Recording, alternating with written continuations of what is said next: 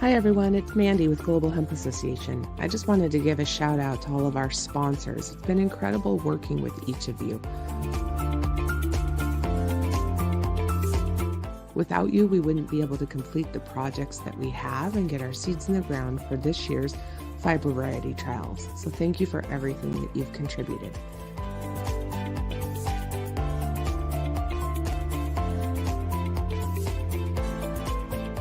For anybody else, if you're interested in getting involved and want to contribute or sponsor, please reach out. We can make it happen.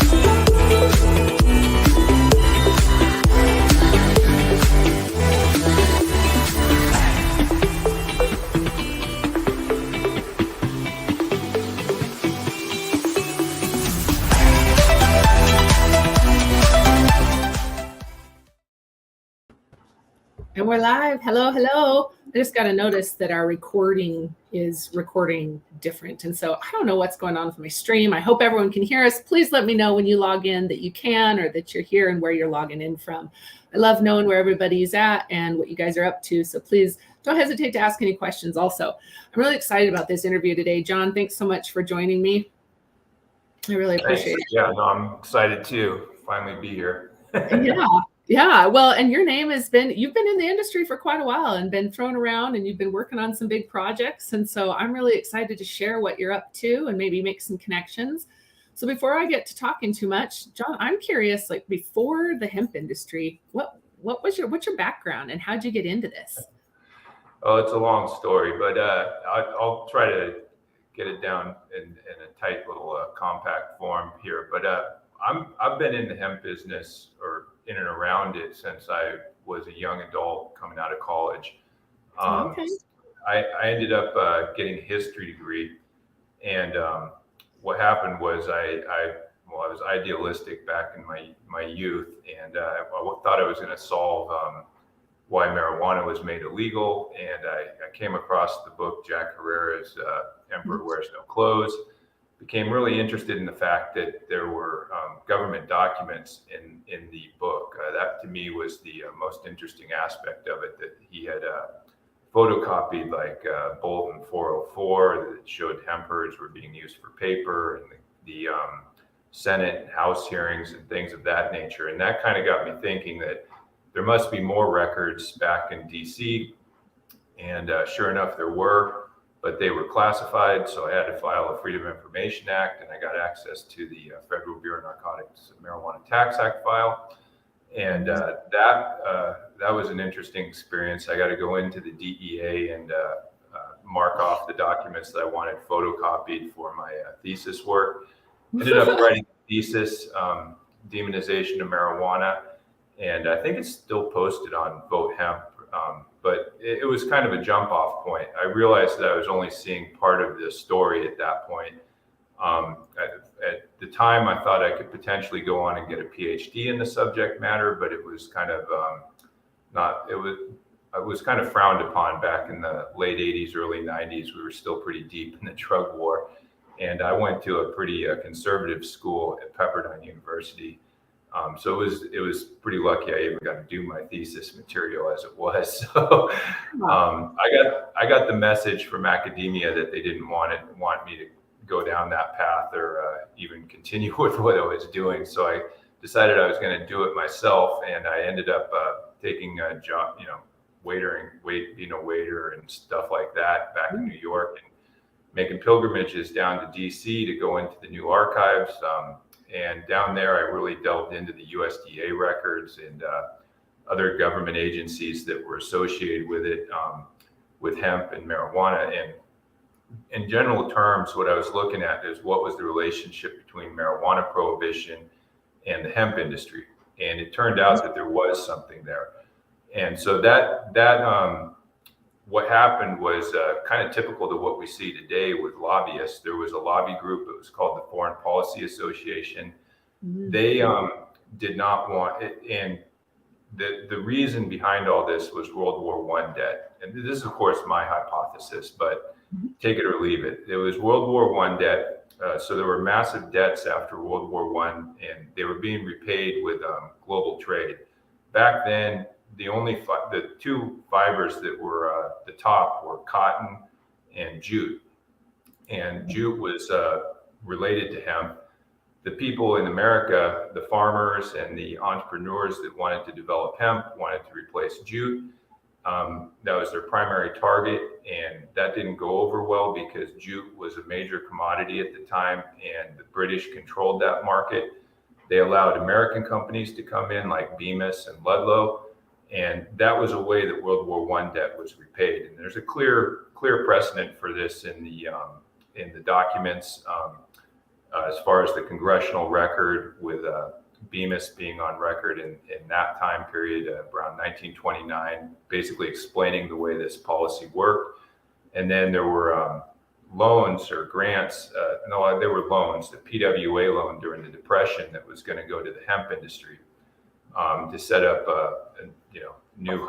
they were going to bring hemp into the modern era, basically. And so they had a PWA loan, Public Works Administration loan, that was killed by the Secretary of Agriculture, and lo and behold, this lobbyist for the Foreign Policy Association. They were involved together with this, and then after the loan was killed, private interests picked it up and financed it, and there was a company developed called Hemp-Co. They set up in Danville, Illinois, and they were the reason for why marijuana came into the lexicon. And so you have this lobbyist. She goes to people at Treasury over Commissioner Anslinger, the typical target for all this, and or scapegoat, I should say. They go to the Treasury people, then it trickles back down to Anslinger. Of course, Anslinger did not want to touch marijuana because he had tried it in the past and been beat down. And the reason why he was beat down is because there was a pharmaceutical cannabis industry. So there was an actual lobby group for these people, for the pharmaceutical industry back then, that was selling medicinal cannabis, like Park Davis, Eli Lilly, Doan, Squibb. They were all part of this group called the Proprietary Association, and they controlled the cannabis market, and they blocked all legislation from around 1909 through 1937. The last time was the Uniform Narcotic Drug Control Act, and that was Anslinger not being able to get that into the Uniform Narcotic Act as he liked, and so he learned his lesson. He didn't want to challenge these people. So then after that, what happened was the Foreign Policy Association came in, and they started talking about marijuana. This is the first time you really see that name in the Bureau of Narcotics being pushed. And it's directly related. You can see on Anslinger's card from this lobbyist, Helen Moorhead from the Foreign Policy Association. He has written down the acreage of hemp, not marijuana stuff, but the acreage of hemp that was being grown in Illinois and Minnesota by Hemp-Co and some smaller companies in Minnesota. So there's a clear correlation there. And then the next 2 years were spent trying to figure out a way to actually prohibit it. So they did this behind the scenes. They had secret meetings. Foreign Policy Association drafted the Marijuana Tax Act in late 36. They brought in all the pharmaceutical companies, cut a deal with them, gave them opium importation permits not to come to the House Ways and Means Committee hearing. So that's why there was no one else there. And it was just that one doctor, Dr. Woodward. And long story short, blows through the Ways and Means Committee, no notification for the hemp companies.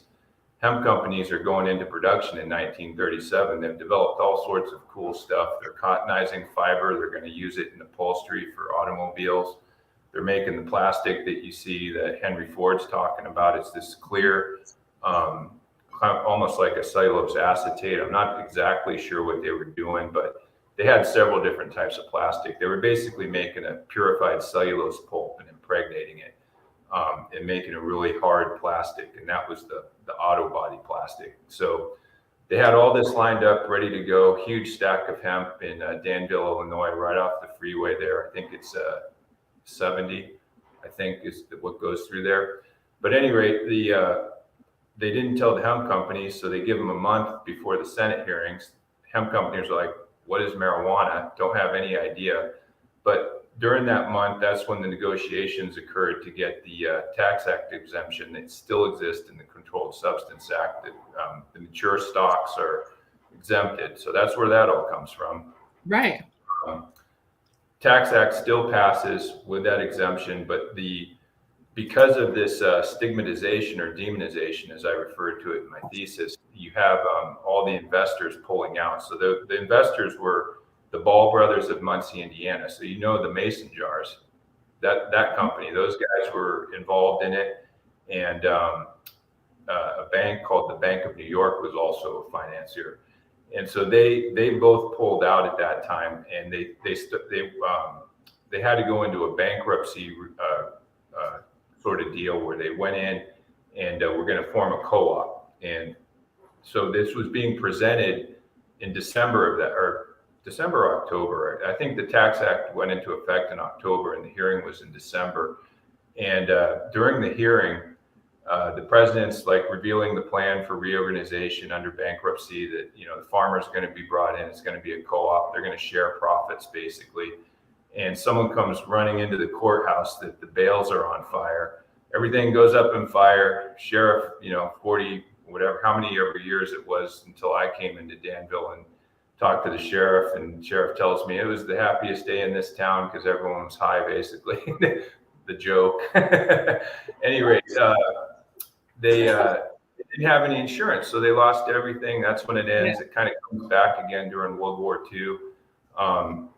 But that's how we ended up with marijuana prohibition, and it got squashed. And there's a lot more to the story. I'm going to just gloss over that because I learned all this during the 90s, and I was still idealistic. I thought I was going to, write a book. I still have it, but I never went down the publishing track. I did go down the movie treatment track. I became involved kind of peripherally with the D'Angelos. They helped fund some of the research, the guys that started Harborside, great guys. And then they, of course, in 96, they went off to California and started that. That all kind of fell apart. But then I got involved with, Joe Hickey and Woody Harrelson and those guys, and kind of got off on a movie treatment tangent and put that together. And then 2001 happened, and 9/11, and everything kind of came to a screeching halt. And I kind of was sitting there wondering what I was going to do. But during this whole period of time, hemp had been reintroduced in the West, Western Europe, Canada, places like that, Australia. I was watching the developments. I was studying, how the Europeans were developing these short line fiber systems like the Tamafa line and Lin line, the lines that basically got put in hemp flax, and those developments and how that was occurring. And I kept thinking, what I was seeing in all these records was really about entrepreneurship and R&D at the ag level and at the technical level and processing, and how they were going to bring hemp into the modern era. And there was also a lot of product development as well.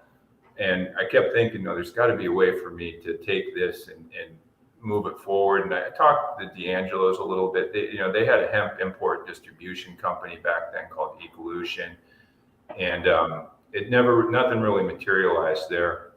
But after 2001, I kept thinking, how am I going to move this forward? And I had met Barbara Philippone of Enviro Textiles back at Ecolution with the D'Angelos, and Barbara asked me to come work with her, and we were going to develop a decorticator. That was kind of the beginning genesis of that. That must have been 2005, sometime around then. I worked with her for a couple of years. It didn't work out. It was a great experience, though. And at about 2000. She's been around in the industry for quite a while also, just focused. Oh, yeah. I'm at least mid 90s. She was one of the first people into China and into Romania as well. Just a brilliant person with the fabrics. Really, really knowledgeable. But I ended up, after I left working with Barbara, I ended up just trying to figure it out on my own. So I had this huge learning curve. I'd been kind of studying a little bit about it and trying to figure out how I was going to do it. But that was my real jump off point. And I ended up getting a little bit of financing, founding my first company, which will remain unnamed, and built my first decorticator, filed my first patent. The first decorticator was a little decorticator about 2 inches wide, framed out in plywood. And I ended up working with that for about 2 years while we built a larger version. And is during that period of time, I would process in my garage, and we were mainly working with seed flax straw because, investors at that time didn't want to get involved with something that we couldn't grow in America. So seed flax straw had a history with the USDA. There had been work done in the early 2000s to try to see if they could make fiber from seed flax straw. So there had been work done with seed flax straw in Canaf. And I just fell back on that research and started working with the USDA cotton ginning lab and developing relationships there and learning about cotton ginning. So that's when I started to learn, how are we going to put together a system? And with my first company, we actually had, when we had the decorticator completed, we also had formed a MTA, a mutual transfer agreement with the USDA, and it brought in a bunch of equipment to Omaha, Nebraska, when the first farm bill passed. But unfortunately, I got exited from my company and never got to see that come to fruition. So that was in 2014, and I started my next company that year. Had to start all over again, built another decorticator, same basic design because it was based on prior art that I learned about during my studies. Built that machine. We actually got a line set up in Nebraska, in Plattsmouth, operated that for from about 2016 to 2018. We did a lot of great work.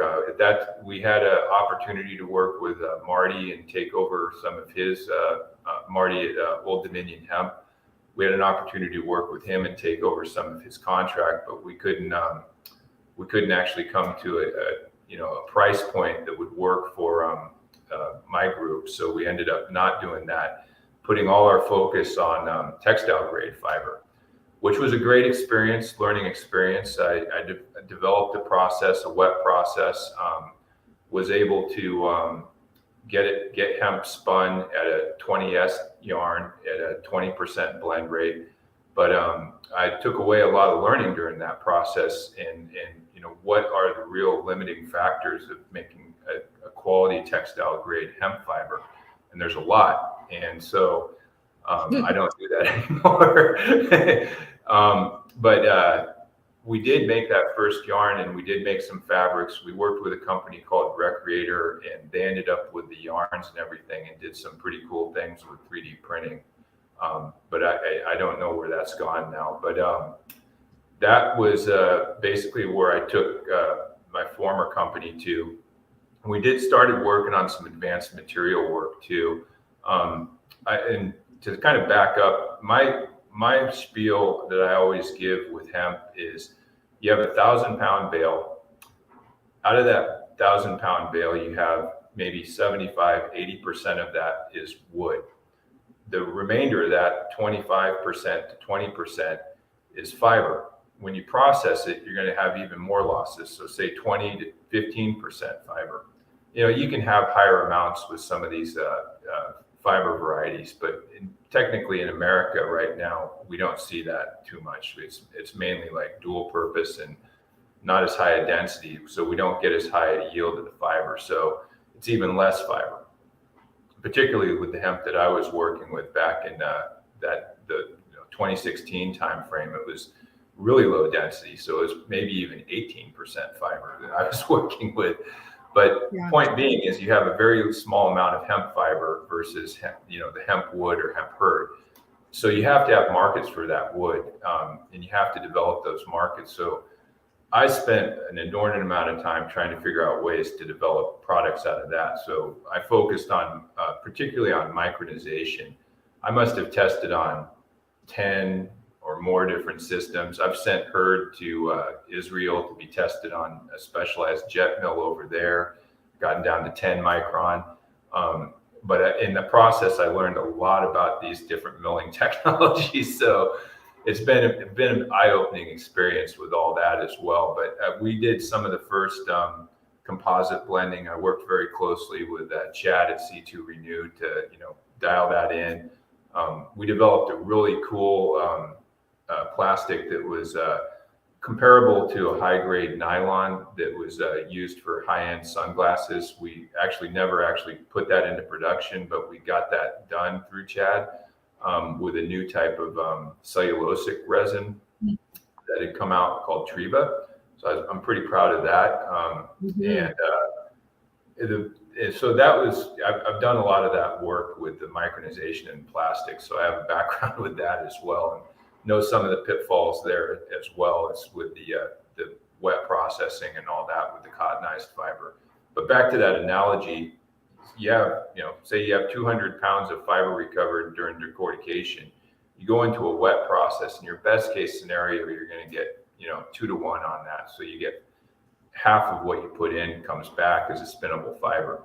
And that's if you have like the best equipment after the wet process, because there's a whole nother gradual step process to get that opened up and refined to actually go on to a cotton card and blend. Because in a spinning mill, you have cotton cards. Those cotton cards are set to the specifications of cotton fiber, which are like 15 micron, very, very small micron diameter, and very short fiber too. So if you have hemp, which has a wide range of diameters, if you're not on that mark, that fiber gets tossed out or torn up and goes out as trash. So you have even more losses there. So it's very difficult to get a high-end textile grade fiber to go through a short staple cotton spinning system with any kind of consistency and with the economics that you need to make that work for a decortication facility or processor.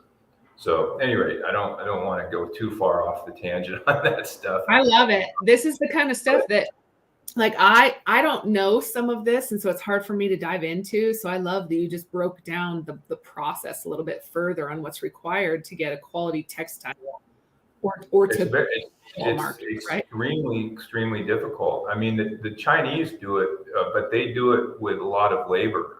They have long ribbons, which it's a labor intensive process to do that. You need some alignment with your decortication process, or you need to manually hand strip that material, which is still done in the jute industry. And then you have to tie that, like when you go to the wet process, then they actually take these long ribbons, tie them off, and put them into a keer, and so it's not loose fiber all over the place. It's these ribbons, and then they take them out, they cut the ends off, and they keep aligning them through the process, and they have to keep that alignment in order to peel off or just refine it down to a very, they get these long fibers. Guy Carpenter's a specialist on this, and he's the world-renowned expert for sure. But he always pulls out these golden hemp fibers, he calls them, and they're just beautiful. I mean, it's like hair, but to get that fiber, the amount of work that is required is a phenomenal amount of work. And then Alex from Patagonia, Alexandria, touched on this in her conversation with you. With the wet process, there are any number of ways to do it. Enzymes, there's tons of different processes there. But if you break it down and you look at what actually works, you have to use chemistry that raises the pH up to a level that is problematic environmentally. So if you're not at that pH, you will not remove the stuff that you need to get out. So the fiber is composed of three polymers: cellulose, which is the fiber; hemicellulose, which is a sugar again, but not as structured as the cellulose; and the lignin, which is really the stuff you need out. So you got to get those other two components out to a degree, but not break the fiber down to a point that it just starts totally falling apart and becoming a pulp. So it's difficult, and you need to have that chemistry at a certain way in order to do that. Now there are fancy solvents out now, like ionic liquids and DES, deep eutectic solvents, and systems like that might offer ways to do this, but they're not. No one's really gone into that type of research. But these solvents potentially could be recycled and used for reused in the process. But currently it's pretty expensive, so it's prohibitive. But since I touched on that, I do work in that field as well, because I believe that hemp needs to go towards that more advanced material route to where we're making like a regenerated cellulose. So that's a kind of a good bridge point to talk about what I do now. So when I left my former company, I ended up meeting up with Ryan Doherty, younger guy who had been working with another company in the hemp space. And he kind of had more of a marketing and sales background. So it matched up well with my tech and innovation background. And we came together, I just joined his company, Hemp Ventures, and we started working down in Texas initially. We're going to kind of build on to a cotton gin with a gentleman down there. That didn't work out. In the process of that, I was looking at some used ginning equipment, and I came across a mill that's used in the automotive recycling space, primarily to recover copper. And I noticed the design, because when I walked by the mill, I saw it open, and I saw the design. I said, this mill can decorticate. Brought in some, I knew that from work with micronization that I had done. And we were seeing that the micronization process could also decorticate, but the mills just weren't designed right. So I had tested on like the pulse wave mill the guys from Revive use. I had tested on that before it had come out of all the patent litigation back in 2014. But at the time, I think Ryan Laughlin had tested on it too right before me. But when I tested on that machine, I realized that if it was designed differently, it could do decortication. But the cost to redesign it was just ridiculous, and it was in kind of a patent dispute. And that's been resolved, and it's now with those guys at Revive now. But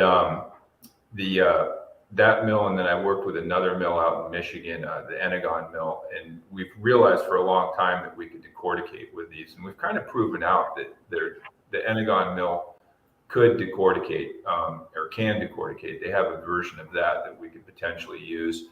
But long story short, this mill that I saw it was a monstrosity, so I knew it could go high capacity and could decorticate. We brought in some of the old bales from Kentucky and did some trials on that, got really good results, realized we had to do a couple different things to make the system work properly.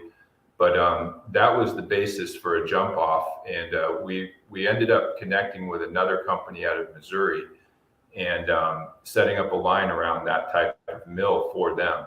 And that's now in operation, and it's one of the top lines in America. Very proud of that.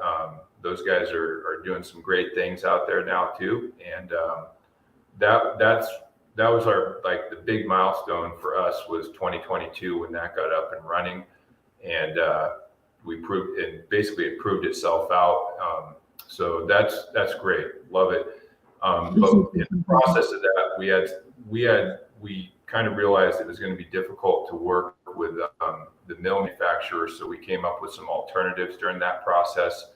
We've since found other versions of that mill that go back in the prior art and precede it. And so we know that now, as well as we've innovated on our own. And so the innovation on our own, we've actually created a cooperative agreement with the USDA and have a small version of that mill that is being kind of innovated on and put into the microgin down in Mississippi. And we've done some trial work with them already and realized how we could set that up and have greater efficiencies. So that work is proceeding still down there. And we didn't want to sit around. And so we ended up, the guys, this back here is Prairie Crow. They're up in Olivia, Minnesota. I came up and had a meeting with them. I've been working with them since 2019, I think. I've helped them out, tried to help them out. And they've been progressively working towards getting a system up and operational here. So I came up and presented an option for them to get up and running, and we're putting that in right now. All the equipment's here, and I'm actually working to get that set up in the middle of a blizzard.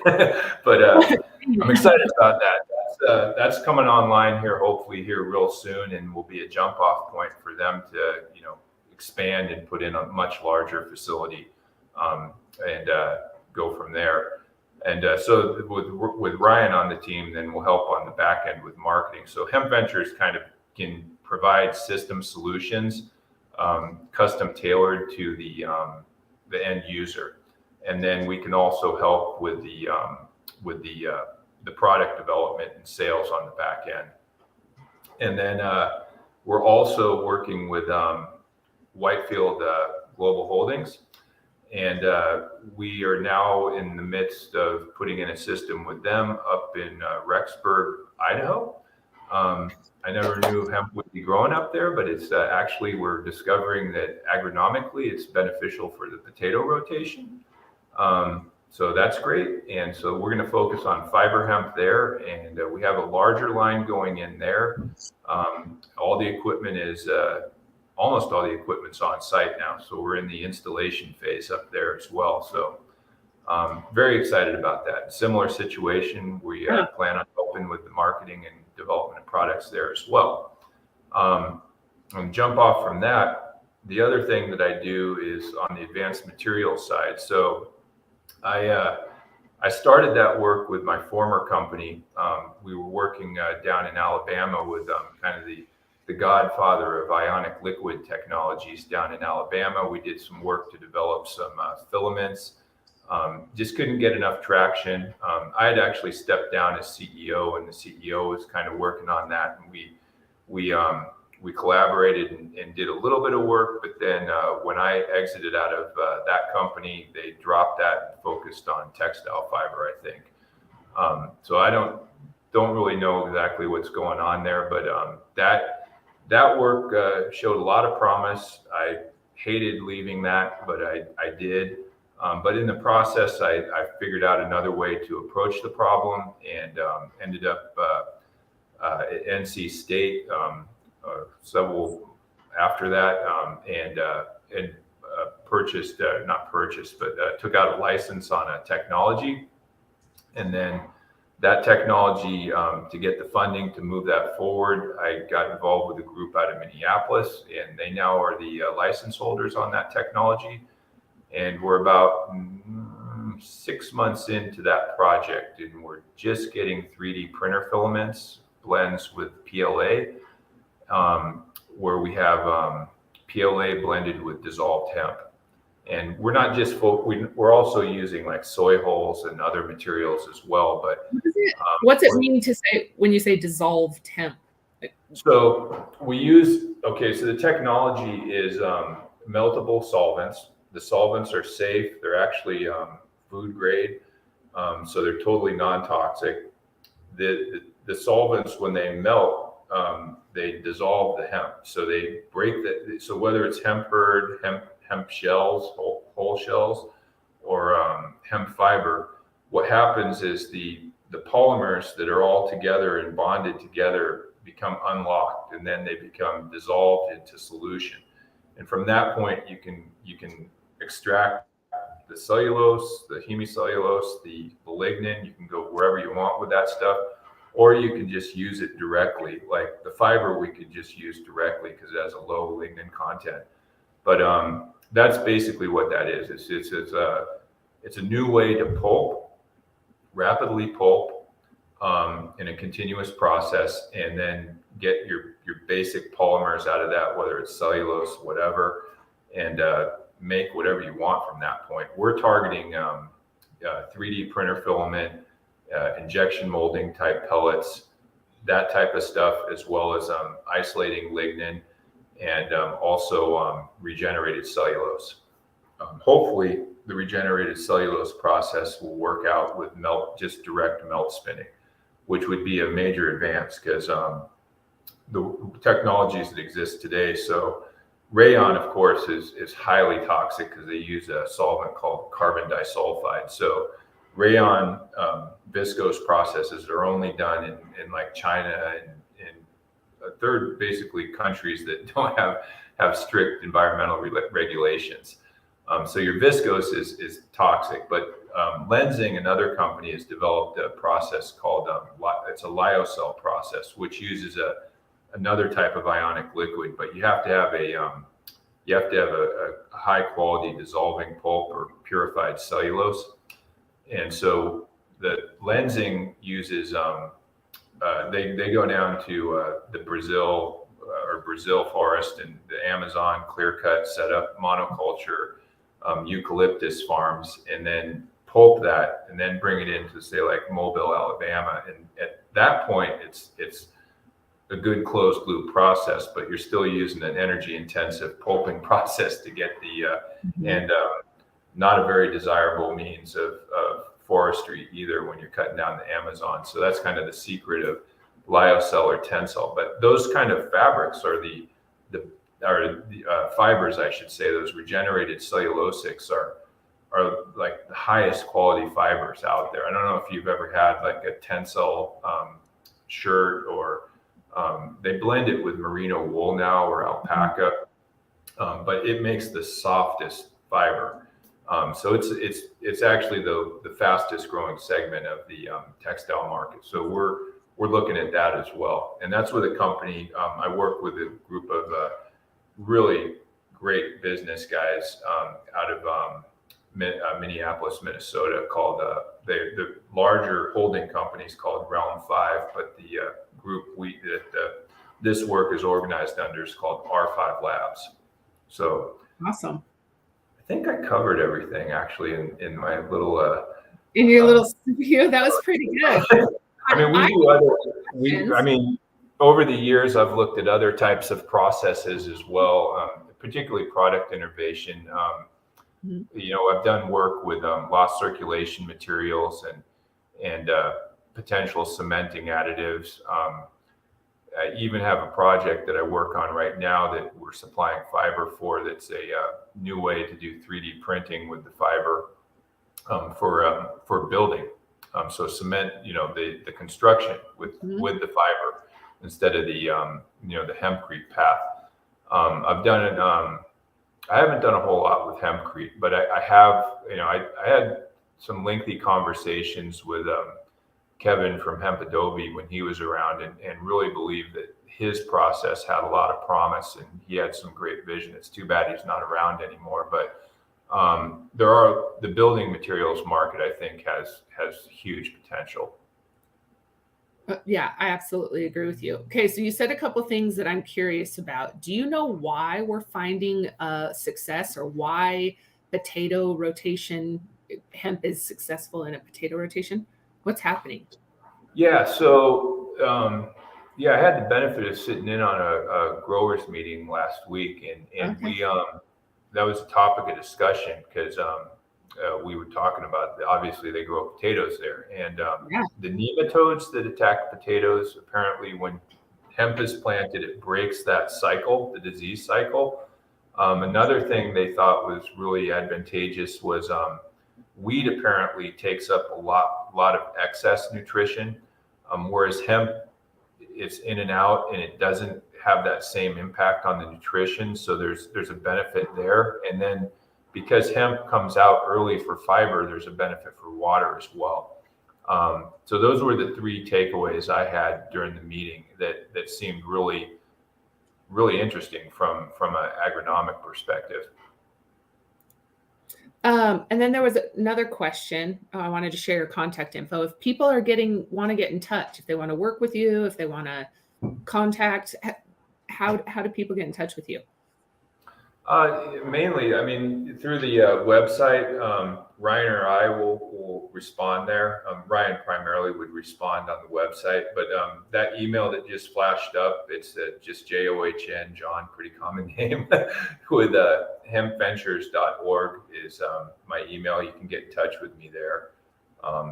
That'd be the easiest way. Awesome. Okay, so then there was another question that came up. Fred, it's good to see you also. Milan, I saw you were on, and Todd, of course, thanks for joining. Ray, thank you again for popping on.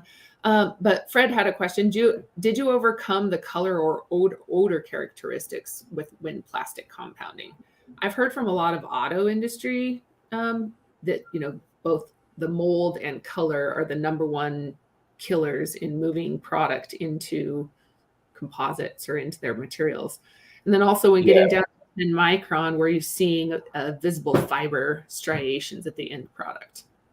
I never actually saw the end product at 10 micron. It was just they give you a range of what, when they do the particle size analysis, it came down, the peak was at 10 micron. So that was the best I ever did, but this was with a jet mill. So the amount of air that would have been required for that, it would have been prohibitive. Most of the milling equipment out there you won't have a uniformity down below a certain point. And so with the particle size, so you get a range, and then if you need to be at a very low micron, you're going to have to recycle. So it keeps going back through again and again and again, which is what prohibits getting to very fine micron sizes in one pass, which then impacts the economics of what you're talking about. Because if these systems and the energy requirements, you start stacking that up to get a uniform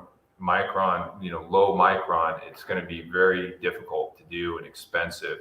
That's kind of why I went off on this other path where instead of worrying about micron, let's just dissolve this and reform it. And that's where we can get the uniformity at is that way.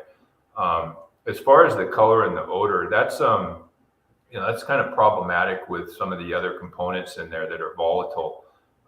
And so that's a temp issue. Like, say you're using like crystallized PLA, CPLA, you're going to have a much higher melt temperature for that. That's going to in turn probably impact some of the lower molecular weight components of the herd per se, like the hemicellulose and particularly the lignin.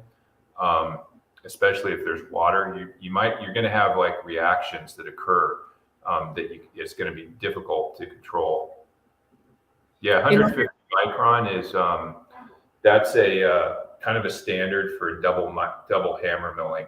That's kind of where you can get to, and then getting under that is difficult. There are types of mills that can help with that, but the problem is like you're going to always have a portion that you have to put back through to keep getting there. So it's half again back through cycling. So then your material that you're putting through at the first point, it keeps getting lower and lower because you're going to have to bring more through. So and herd and those materials, I would like to have thought that they would be more like a reinforcer and less of a filler, but I think they're more or less just a filler. And so you're competing against very low cost fillers on the larger market. So is it just a marketing gimmick that we have with hemp or not? I don't know. I mean, that's a tough one. There's different ways to compatibilize other issues like that. So, but that's not my expertise per se, that chemistry. I would really, in that field, I would defer to like Chad at C2 Renew. He's definitely been working with these materials the longest amount of time that I know of. But there are other companies out there that are starting to get into it. But again, it's it's an issue of what is the hemp bringing other things don't bring, and what benefits are you getting out of that? Impact strength is the hardest, you said. To maintain, yeah. Mm-hmm. And then these are all good points. Talc powder is, it's so cheap. Exactly. You are correct, sir. Yeah.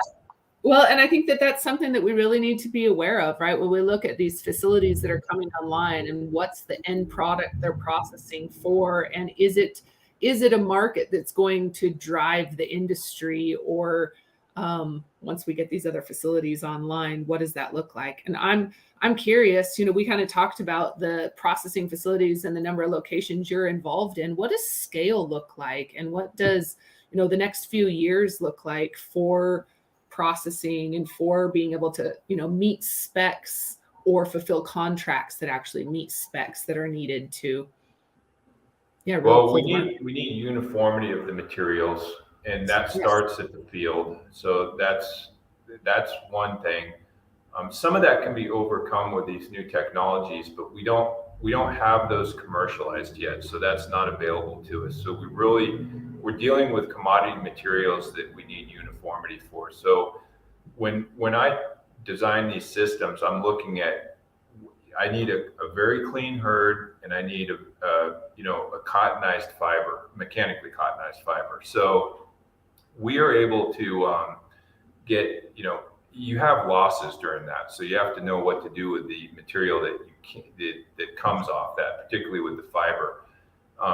And with the herd too, you're going to have a range of particle sizes. You're never going to have exactly the right size. I mean, my decorticator at my previous companies that the patented one and the one I developed second after that, we were able to get a very uniform herd size. But the trade-off is that you had to have kind of a uniform, parallel to the path of alignment stalks. You had to feed them in with alignment, which is difficult.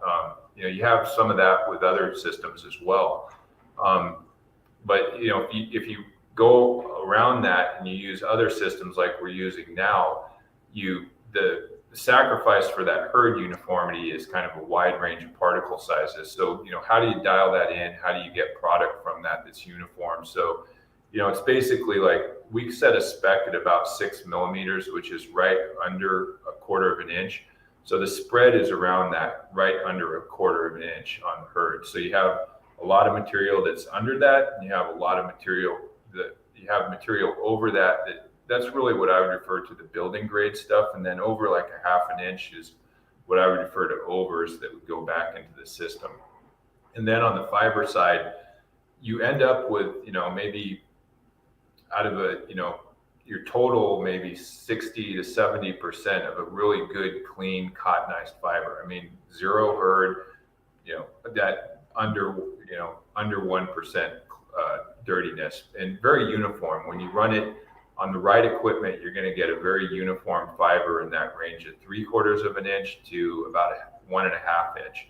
And it's difficult to maintain that. And you can kind of, depending on the system and how you're doing it, you can get a little bit longer fiber, but you're really getting a very soft, very individualized bast fiber at that point. And that's what we go for, which is different from a lot of other systems.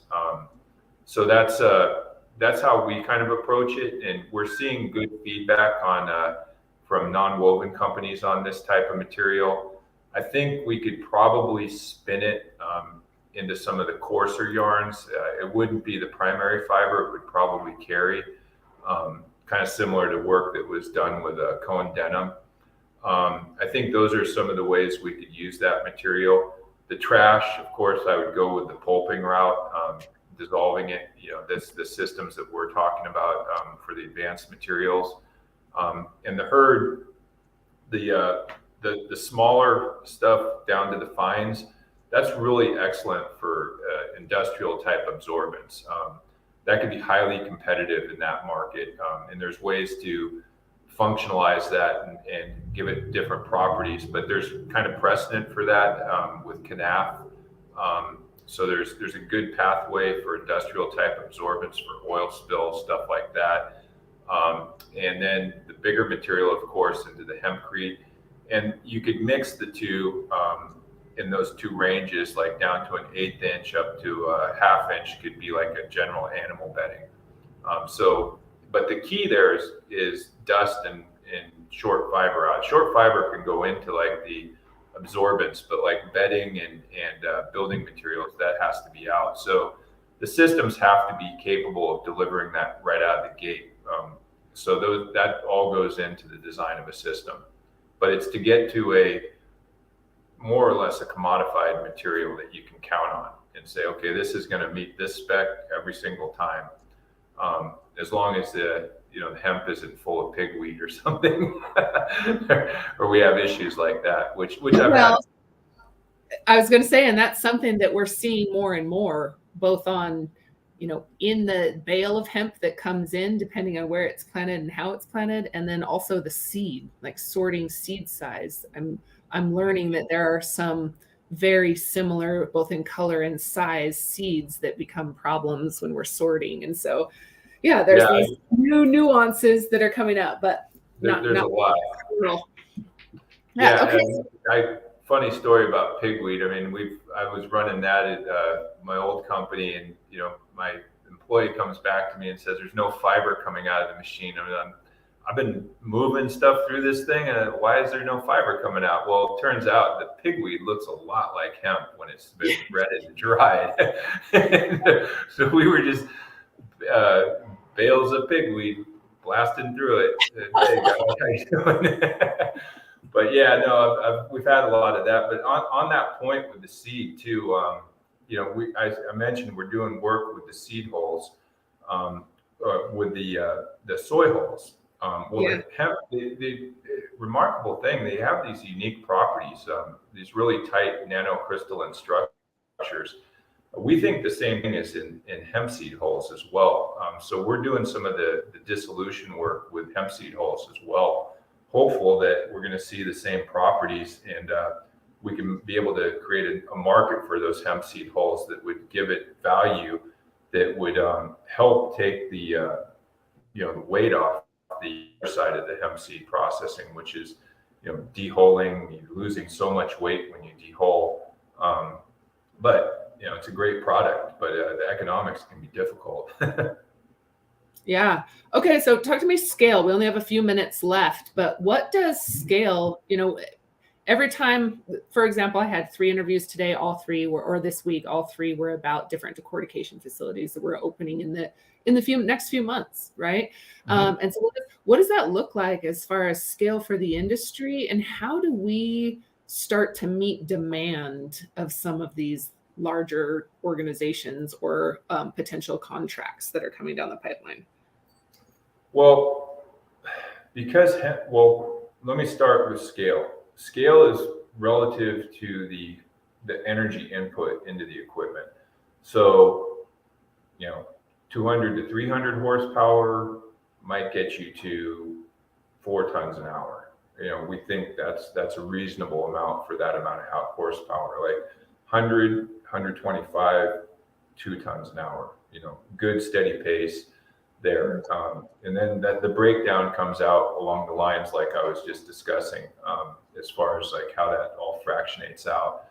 But the second part of your question, the market is we have not had a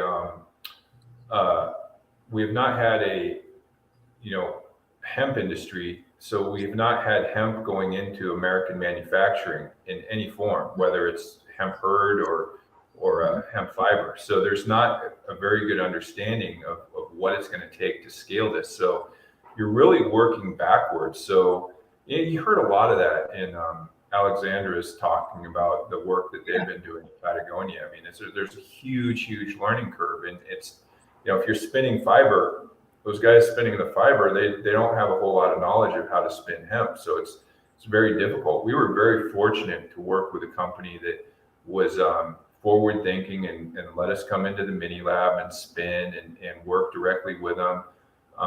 It was great, but you don't have that reception everywhere. And so it's very difficult to break in on that front. But we're seeing that there's a lot of receptivity now around the sustainability issues and getting biofiber into materials. And with, talks with different non-woven companies.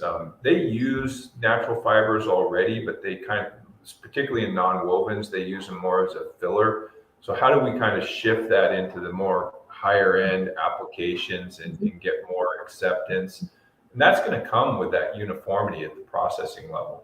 So, and then they're going to, the volume that they need could be huge. So we have to be able to scale that. So with uniformity. So these systems that we're designing where you can just dump a bale in and then blast it through, I think they're the way of the future. I mean, you have them in Europe too, but I think based on, what our systems cost and what we can do with our technologies, we exceed anything coming out of Europe right now. I'll put my money on that. American cotton cleaning equipment is superior to any kind of fiber cleaning equipment in the world. And we have solutions for the herd cleaning and refinement. Those are standard, easy technologies to apply. So yeah, Guy Carpenter's right, consistency and scale. So you have to be able to dial that in all the way through from your crop, how you handle it. We're recommending just basic dry down, minimize the amount of retting so we don't have to worry about the variability that retting's going to, cause. Harvesting it at a point that, you have that uniformity, that you're not, obviously we can use dual purpose stocks but you're going to see some variation in that versus a dedicated fiber crop. So we have to be able to dial in all these components all the way through to scale it and get that consistency. So I think those things are coming around. I mean, one of the things I guess I'd like to mention too is in working with Whitefield, the thing that's attracted us to working with the guys at Whitefield, John Reed and his team, is they have one of the best farm programs I've ever seen. They actually offer crop insurance. So they have and they come out of agriculture, so they know how to manage that aspect of it. Where me, in my background, that wasn't something I was totally familiar with. I can go out and contract a little bit of hemp, but there is a whole other level of that at that level that you have to be familiar with to scale at large volume, understanding how to make it economically work. And that's something that you have to collaborate and work together to get to that point.